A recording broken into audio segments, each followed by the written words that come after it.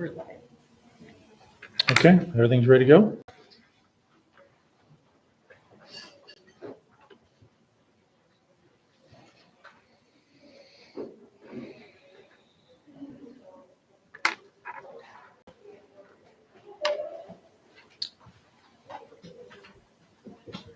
Okay, are we looking good there? Great, okay. Welcome to the Atkins City Council meeting for June 11th, 2024. This time we will ask all rise for the Pledge of Allegiance. Pledge allegiance to the flag of the United States of America and to the republic for which it stands, one nation, under God, indivisible, with liberty and justice for all.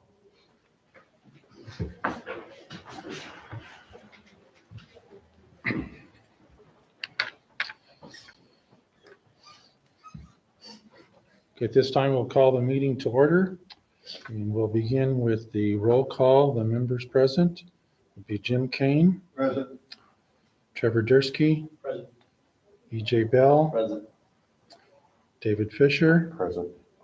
and Samantha Peterson. Present. Thank you, everyone. At this time, we will ask for approval of the agenda. Motion?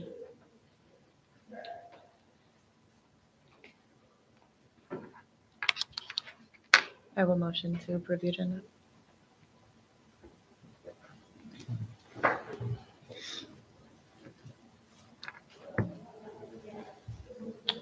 Do we have a second for that?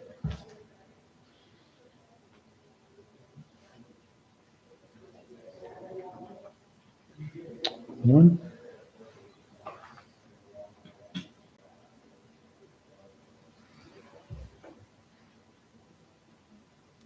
Anyone care to make a second?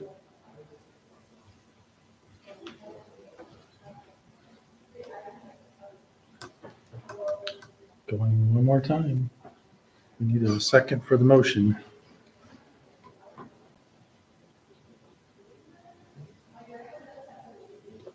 If we don't Okay. get a second, we can't Yeah. have a meeting. Right, if we don't have a second, the motion will die and we will not have an approved agenda for this evening. Anyone like to? I'll say. Okay. We have a motion and a second. Any further discussion?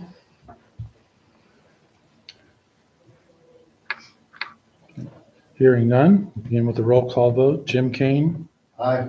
Trevor Dursky. Aye. EJ Bell, Aye. David Fisher, Aye. Samantha Peterson. Aye. Motion carries. Moving on to item number 3, the consent agenda. To approve the council minutes of May 21.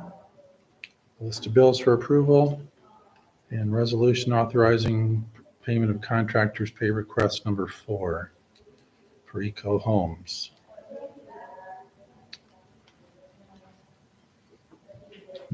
Anyone entertain a motion to approve the consent agenda?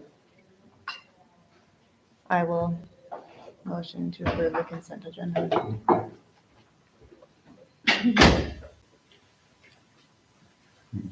Any second on that motion?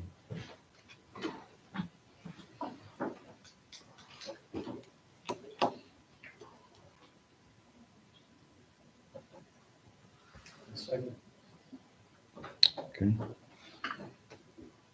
We have a motion and a second. Any further discussion? Yeah, what's this bill for mowing? $2,800. That's actually not mowing, but that is the treatment for fertilizer, weed control, really. Mostly weed control for the open areas, parks and such. I was ready to talk about that at my time, but maybe I should Okay. do now. There was a question in a previous meeting about the True Green contract. So you approved this contract, I think, on maybe the last week of meeting in April, because I think it was the first meeting in May that was asked why the city contracts with True Green for these services. And there are two services. One is spraying chemicals on turf. And the other one is treating emerald ash borer infected trees. And both of these are with this same contract. So it isn't mowing, it is chemically treating turf.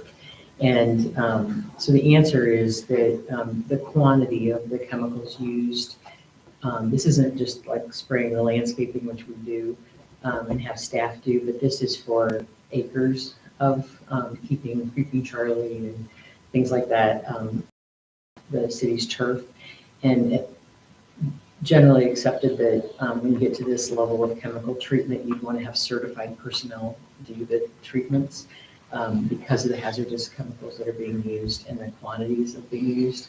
Additionally, the equipment that's used to spray is pretty specialized and large. So since you only do it a couple times a year, infrequently, most places like us would have this contracted out rather than have our own staff do it. And this is a good example. The other thing is I think the other side, not turf, is the emerald ash borer treatments are typically done by certified personnel with a chemical that's commercially available instead of residentially available.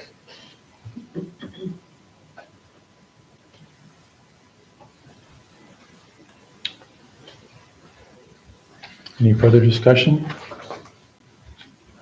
Okay, hearing none, moving on to roll call vote. Jim Kane, Aye. Trevor Dursky. Aye. EJ Bell, Aye. David Fisher, Aye. Samantha Peterson. Aye. Motion carries.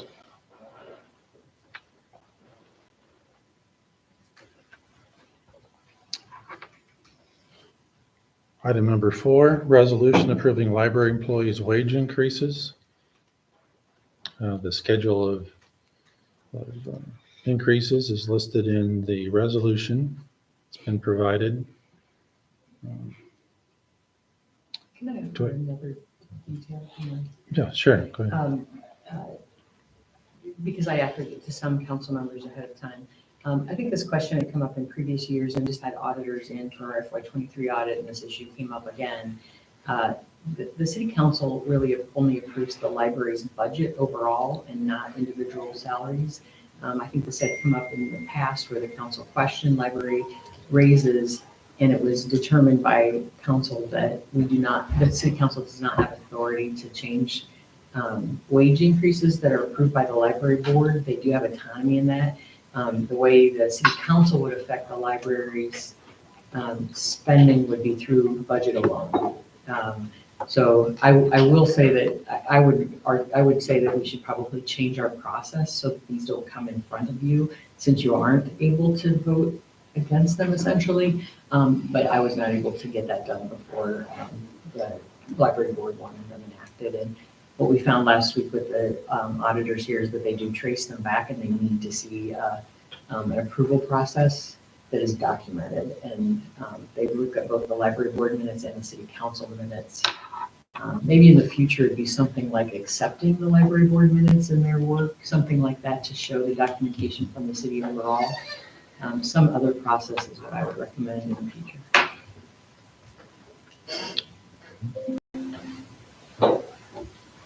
Okay, do we have a motion to approve the resolution approving library employees' wage increase? Motion to approve. Okay. And a second on that one? I'll second. Motion is second. Now, any further discussion? Okay, hearing none, moving on to the roll call vote. Samantha Peterson, Aye. David Fisher, Aye. EJ Bell, Aye. Trevor Dursky, Aye. Jim Kane. Aye. Motion carries.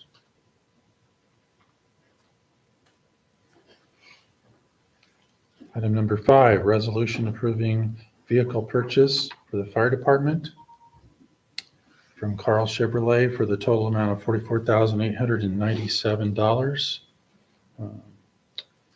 And this is due to the fact that for the prior action that was taken in late March, 1st of April, that vehicle is no longer available. So the team has gone out and procured the estimates and quotes for a different vehicle here. So.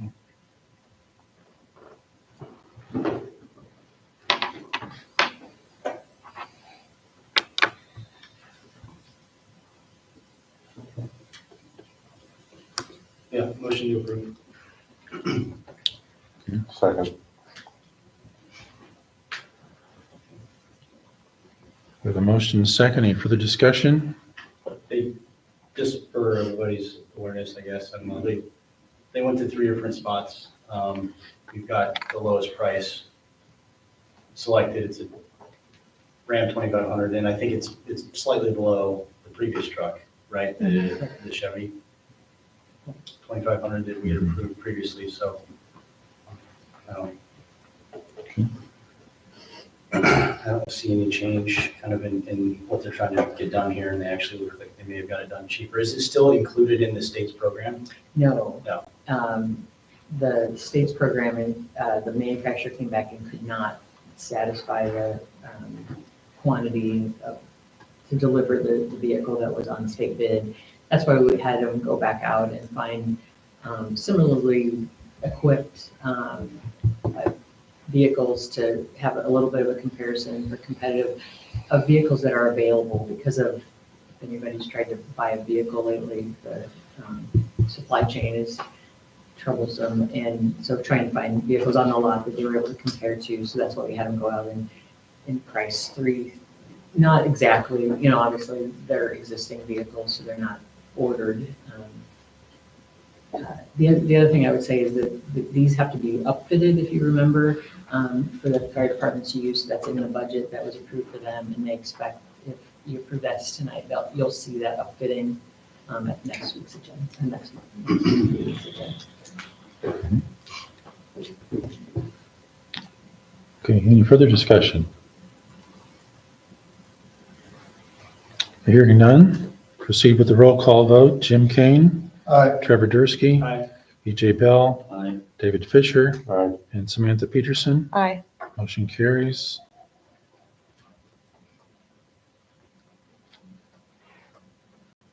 Moving on to item number 6, resolution approving the purchase of 3 replacement water hydrants from GSG Cedar Rapids for the total amount of $16,581.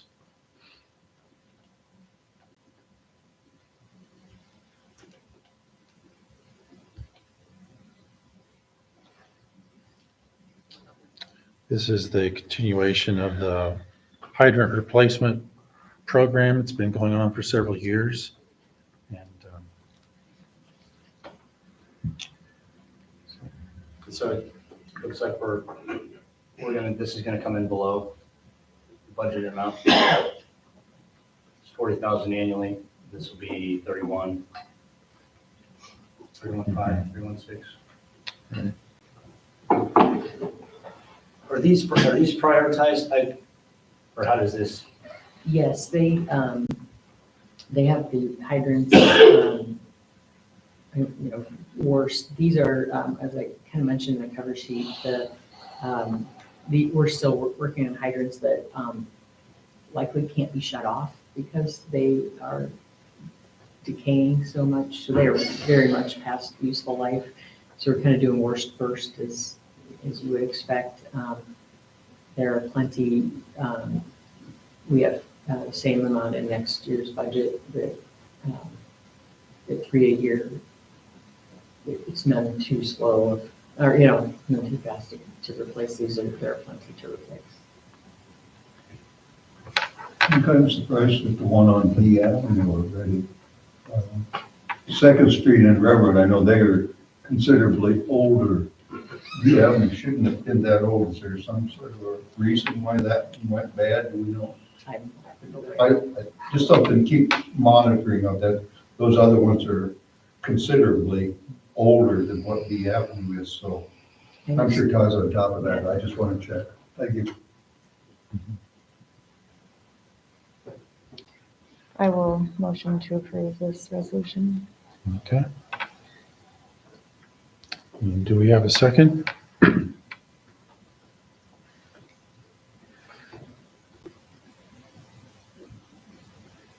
Anyone? Motion second. Any further discussion?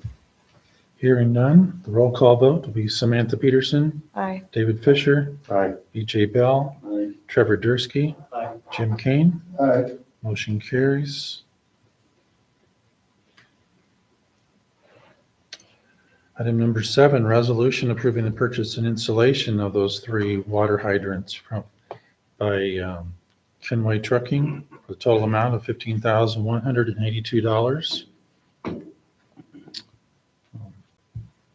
And they are available to begin work almost immediately on that, so be a good opportunity to keep moving ahead with that project. One's for the installation, the other one's for the purchase, right?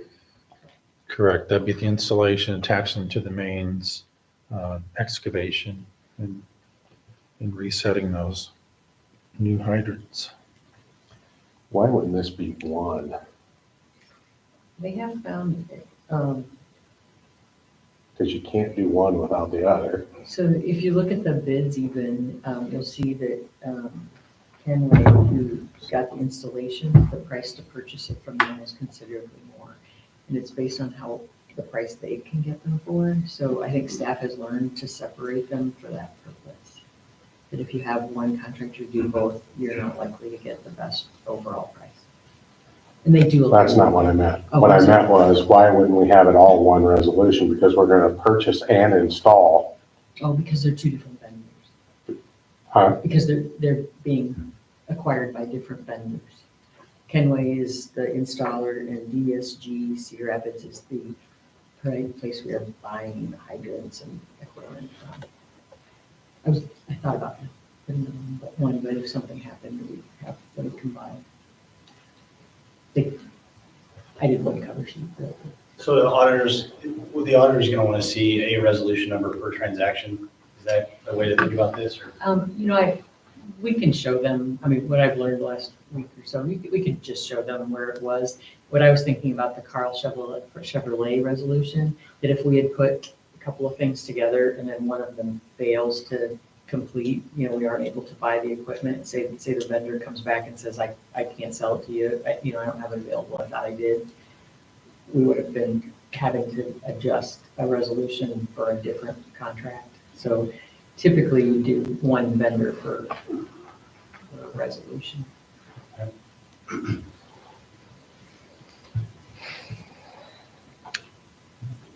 So we have a motion to approve that resolution. Motion to approve. All right. Do we have a second? I'll second it. Motion and a second. Any further discussion? Hearing none. Moving on to the roll calls. Samantha Peterson, Aye. David Fisher, Aye. BJ Bell, Aye. Trevor Dursky, Jim Kane. Aye. Motion carries.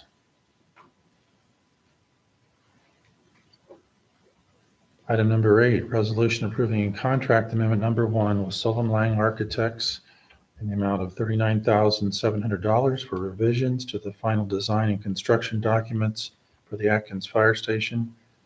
Original contract amount of $206,600 for a total contract amount of $246,300.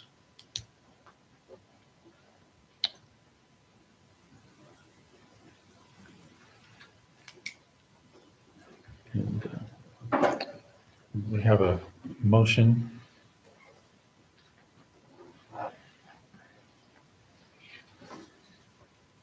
Motion to approve. Have a motion, a second. I'll second. We have a motion, a second. Any further discussion? Yeah, we're spending money to save money. I'm just not comfortable with that. We had a plan on the table, now we're changing it. We we're going to hit this $40,000, which may or may not work. If we start and end up spending this money, it's going to delay the project, and I'm concerned that we could miss the entire construction season. We've been told we won't, but we were told that last year too, so we have a plan. I know it's expensive, but it's ready to go for bid. We have not got any bids on it. We have no firm numbers on the plan. Now we're doing a different plan that may or may not come in cheaper than the one that's already out there, and I'm just not comfortable with that.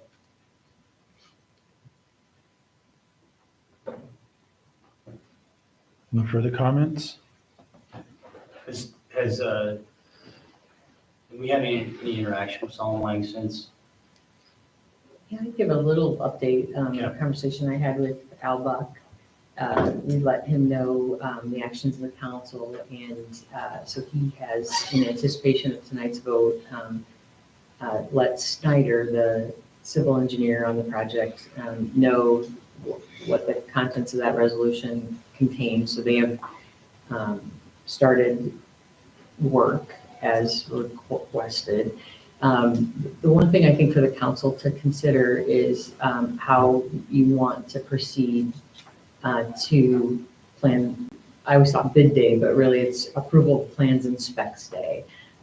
There is a need for Al, Solomon Lang, and the design team to get feedback from the city on that revised design. So you have in the past, my understanding is the design committee has really been the interaction with Solomon Lang and the other experts, the other civil engineers and contractors. I think the city council needs to make that decision soon about how you want to provide the city's input to the designers. What I don't have from Al is when that first date they'll be ready to have some content to come back.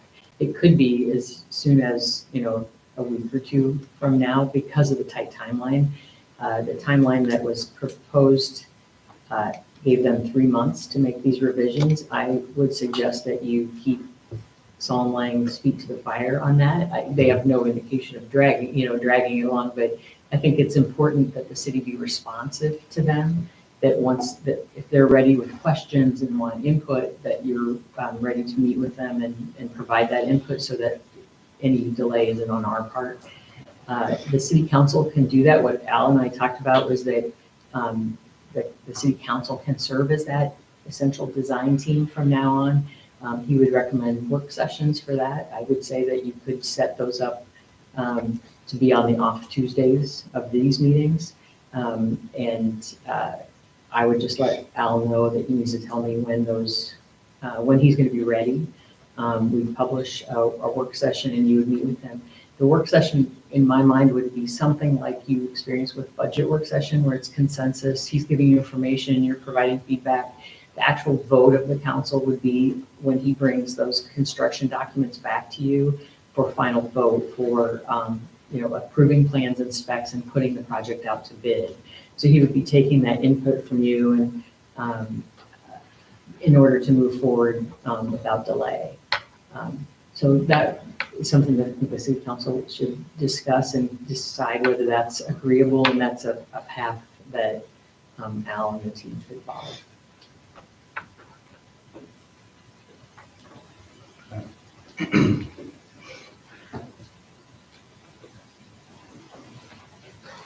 So this- Has he given us any information on how expensive this planning change may or may not be? Yeah, and that came up during the design. They were able, so the design change to the building, the 8-foot reduction on the south side, was designed to 70 or 80%. So that was done last year.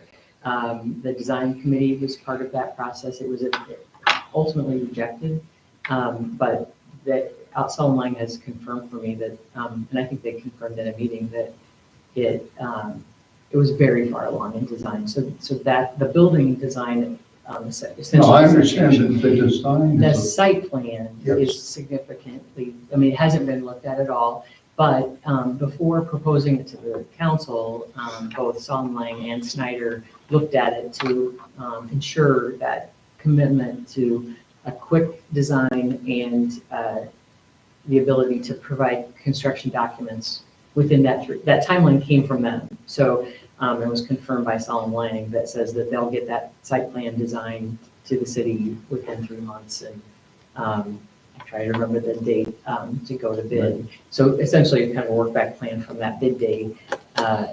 And the dollars that went with it, the $500,000 savings on the site plan was confirmed by them prior to the project coming back to the council. you're talking the time. My concern is percentage of project. Originally, when we started on all of this, FEMA has a requirement there that we get a 60% approval at the 60% design. If this would change that to get us under that 60%, if this change by them is behind down in that 50-40% range, then we would not have that 60% approval, and we'll have to resubmit to FEMA for that 60% approval. So that is not how FEMA is looking at it. We did go back to Department of Homeland Security, who's our conduit to FEMA, and they have talked to FEMA representatives to ensure that we're getting good information about the scope change. We need to send them scope change as soon as we have it to a completion level that's, to your point, to Yeah, that 60%. That's my concern. If we get moving So forward they on have- this, we keep that So they've. at the forefront there so that we don't run into that, because that's definitely going to shove us. So the building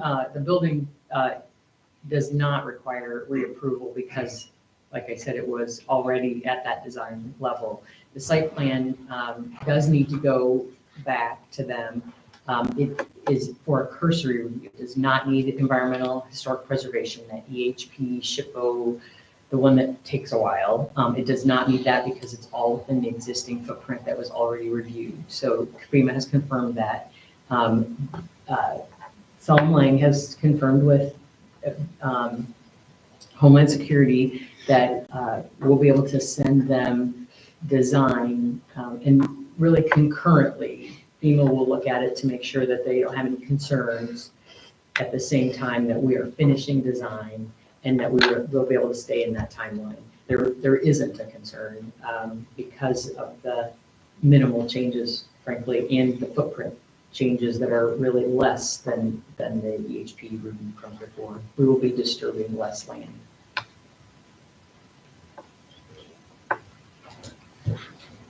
I'm just really concerned that we're jeopardizing the entire project with this. And it's really troublesome for me personally.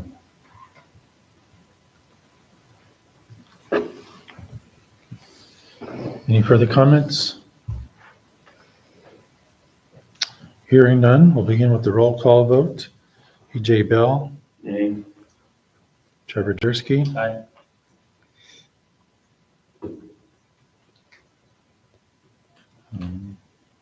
Jim Kane, Nay.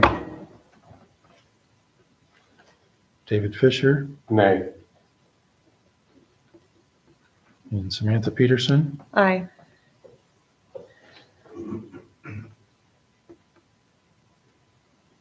Okay, the nays have it. Motion fails.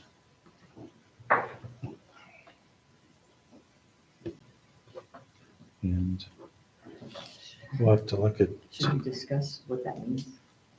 So, well, yes, we could. Mhm. so without this contract amendment, you can't design the project that you approved, and you won't have a project to submit to FEMA.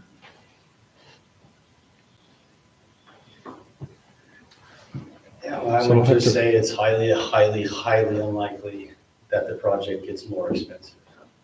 So this is the take it or leave it. Voted based on what I said last time. Same here.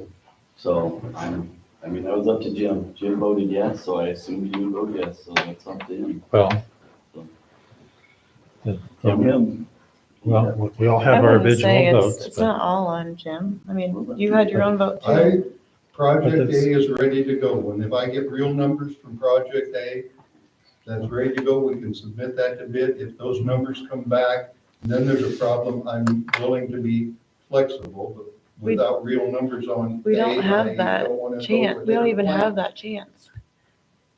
We can't have it now. We can. We have Project A plan, we can vote to put that out for bid. That's all set up, the paperwork is all done, there's no design changes necessary. This is going to tell us that we have to go to engineering, they have to create a new plan that may or may not fit the criteria. We And it spent, may or may not be cheaper or more expensive, but we don't have real numbers on A. If we move with A and put that out for bid, we will do construction this year if we approve it. If we do this, we may or may not be able to get anything done at all this year. That's, I've- we're guaranteed a delay here.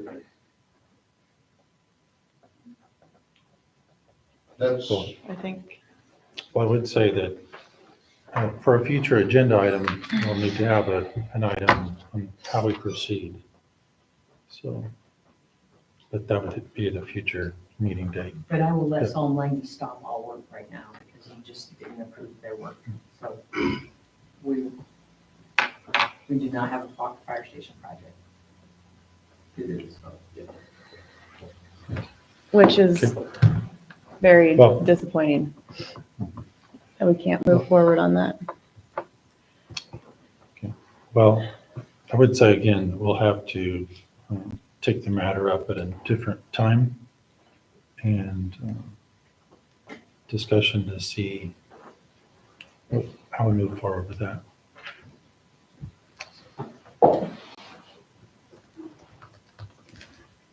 Okay, moving on to item number 9, reports.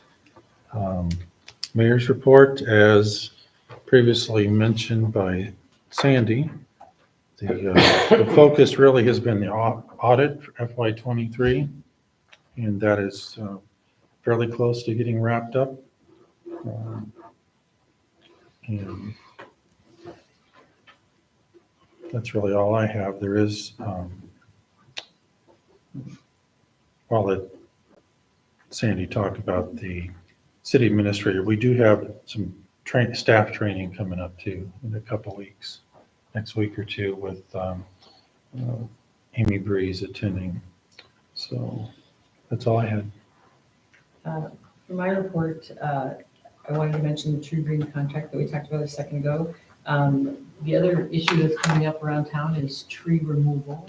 With some of the high winds lately, the trees that I think that are primarily dying due to the emerald ash borer. There's an Amber Alert.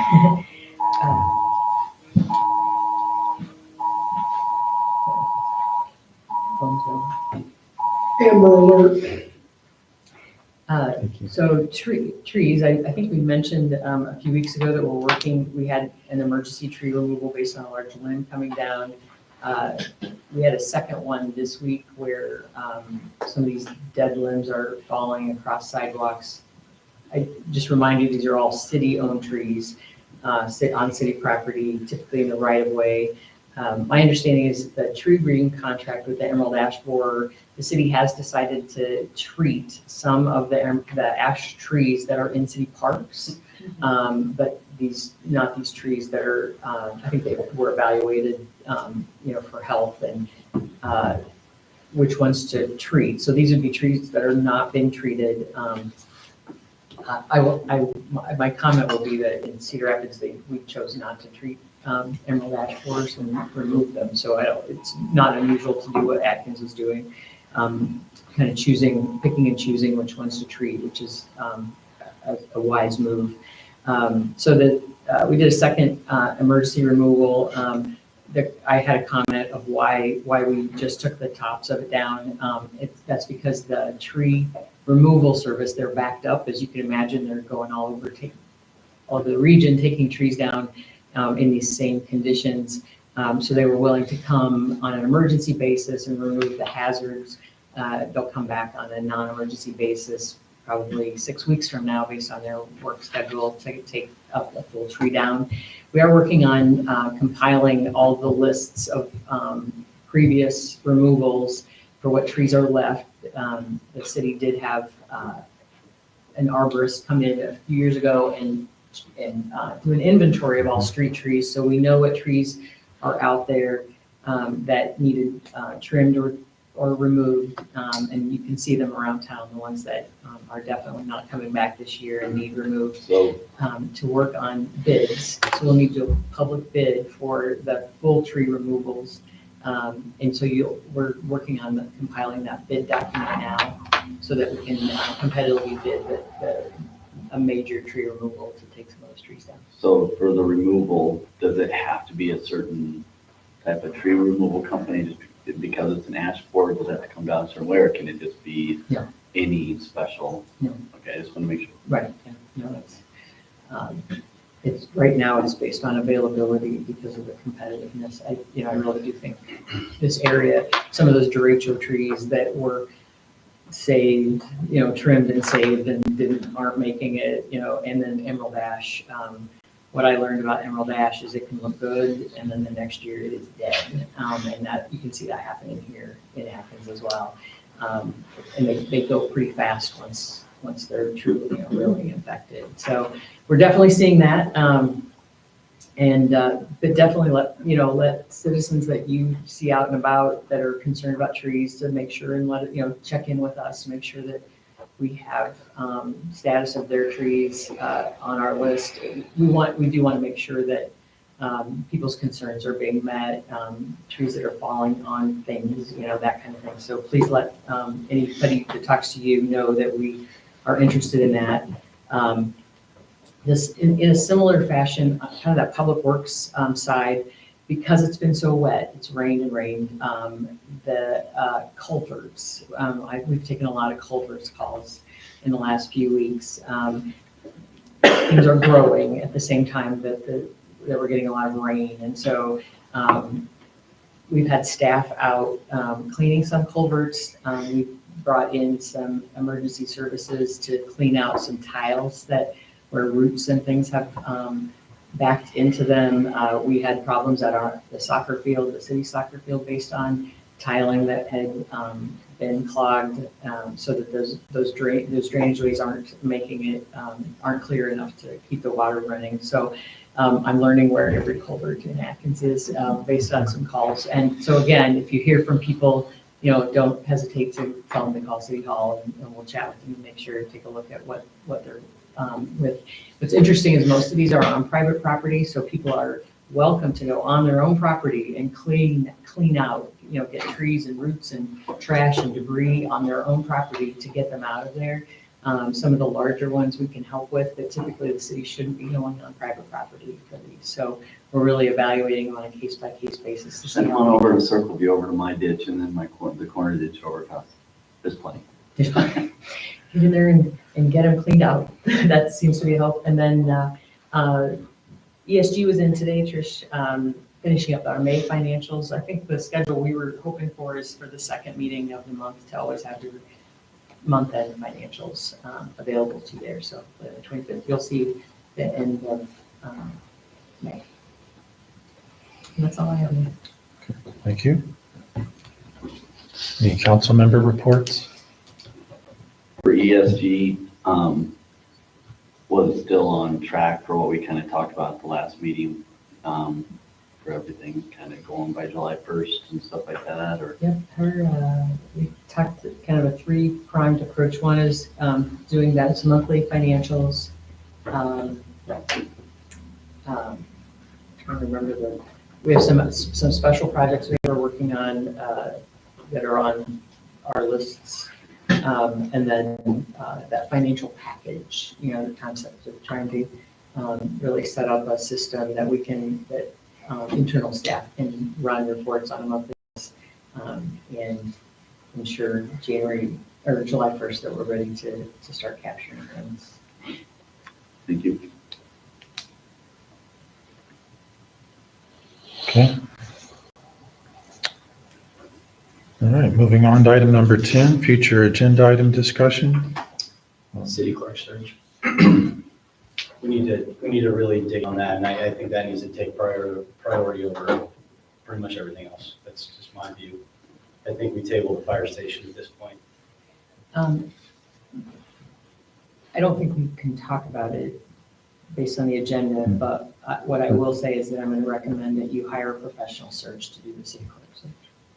Okay, I just think it needs to be, I agree. it's an immediate priority, it's the highest one.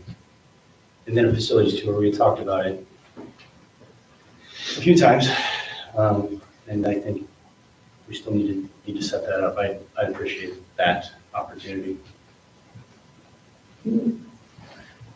Just all city facilities. There's-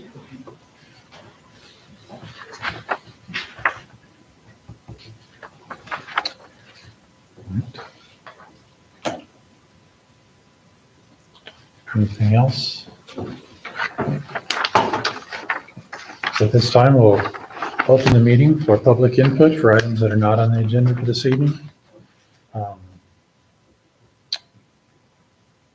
you'd like to speak to the council, step to the podium and state your name, and you'll have 3 minutes to share with the council. Anyone like to do that tonight?